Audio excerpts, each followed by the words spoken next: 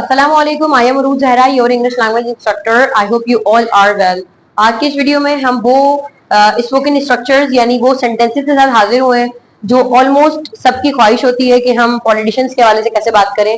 तो I hope आपकी इस वीडियो में आज की इस वीडियो में आपको अंदाजा होगा कि आप किस तरीके से अपने सियासतदानों की तारीफ कर सकते हैं या उनकी जिम्मेदारियों के हवाले से बात कर सकते हैं। तो इंग्लिश टू उर्दू यहाँ सेंटेंसेस मैंने लिखे हैं, और इसके साथ ही अगर आप हमारे चैनल पर नए हैं और अब तक हमारे चैनल को सब्सक्राइब नहीं किया है तो सब्सक्राइब कर लें, साथ ही वीडियो को भी देखें क्योंकि सिर्फ सब्सक्राइब करने से इंग्लिश नहीं आती है, वीडियोस को देखना भी पड़ता है। और इसके साथ ही बेल आइकन को भी प्रेस कर लें ताकि हर वीडियो आपको मिल सके। आज के इस लेसन में हम सबसे पहले बात कर रहे हैं क्योंकि वीडियो बहुत इंटरेस्टिंग होने वाली है, तो आप एंड तक देखिएगा। सियासतदान मुल्क के लिए काम करते हैं। सियासतदान कोई नया लफ्ज नहीं है, हम सबको पता है सियासतदान को हम पॉलिटिशियंस कहते हैं। सियासतदान मुल्क के लिए काम करते हैं। Politicians work for the country. Politicians work for the country, सियासतदान मुल्क के लिए काम करते हैं। अगर मैं इनका नेगेटिव बनाऊंगी तो इनका नेगेटिव डू नॉट से बनेगा। Politicians do not work for the country, क्योंकि पॉलिटिशियंस जब आप प्लूरल की बात है, इसलिए जब भी हम प्लूरल की बात करेंगे तो डू नॉट से नेगेटिव बनता है। एक अच्छा सियासतदान मुल्क की खिदमत करता है।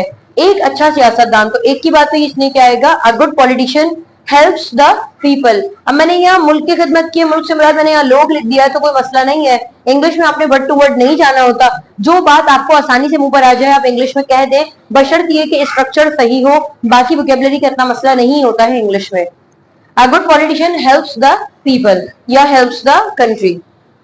कुछ सियासतदान बड़े वादे करते हैं। हम सबके दिल की बात है कि कुछ सियासतदान बड़े वादे करते हैं। Some politicians make big promise. Make big promise का मतलब क्या होता है, बड़े वादे करना। हम वोट देकर सियासतदान चुनते हैं। We choose politicians by voting, क्योंकि ज़ाहिर वोटिंग का एक हमारे पास एक प्रोसेस होता है, उसके बाद हम उन्हें सेलेक्ट करते हैं। We choose politicians by voting. इसके बाद है सियासतदान अवाम के सामने तकरीर करते हैं। बिल्कुल ठीक है। The politician speak in public.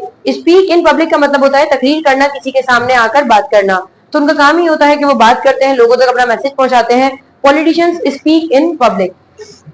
इसके बाद है कुछ सियासतदान अपने वादे पूरे नहीं करते, तो हम इसको कैसे कहेंगे, some politicians do not fulfil the promise. यहाँ पर फुलफिल द प्रॉमिस का मतलब आया है वादा पूरा करना, यानी फुलफिल द प्रॉमिस का मतलब होता है वादा पूरा करना। अब मैंने नेगेटिव की टर्मिनोलॉजी में यहाँ पर डू नॉट लगा दिया है, तो ये आ गया कि some politicians do not fulfil the promise. इनका काम आसान नहीं होता। अब हम उन लोगों की तरफ कह रहे हैं कि भाई कोई भी जॉब करना आसान नहीं होता है। अब हम लोगों को तो लगता है कि भाई ये काम नहीं कर रहे हैं, लेकिन बशर्त ये कि उनका जॉब भी मुश्किल होती है, उनका काम भी काफी डिफिकल्ट होता है, क्योंकि काम करना कोई भी आसान नहीं होता। तो उनका काम आसान नहीं होता। Their work is not easy. उन लोगों का काम भी आसान नहीं होता, बहुत जिम्मेदारियों का काम है। Their work is not easy.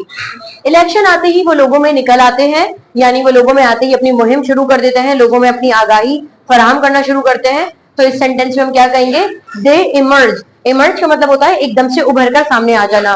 They emerge in people during the days of election, कि वो लोग इलेक्शन होते ही लोगों में निकल आते हैं। दे इमर्ज इन पब्लिक या people during the days of election.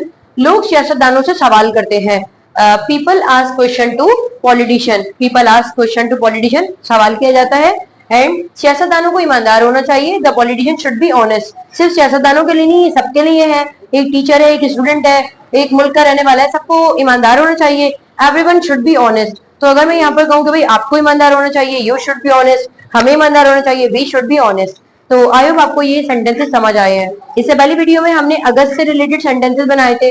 अगर आपने वो वीडियो नहीं देखी है तो kindly go there and check कर लें कि अगस्त के महीने में हम कैसे अपने डेज को सेलिब्रेट करते हैं। ये सब हमने वीडियोस वहां पर अपलोड की हैं, और ये वाली वीडियोस आई थिंक आपके लिए काम में आएंगी। इसके साथ ही आपका कोई सवाल है तो पूछ लीजिएगा, और मुझे इजाजत दीजिए। आपसे दोबारा मुलाकात होगी एक नई वीडियो में। तब तक के लिए अल्लाह हाफिज।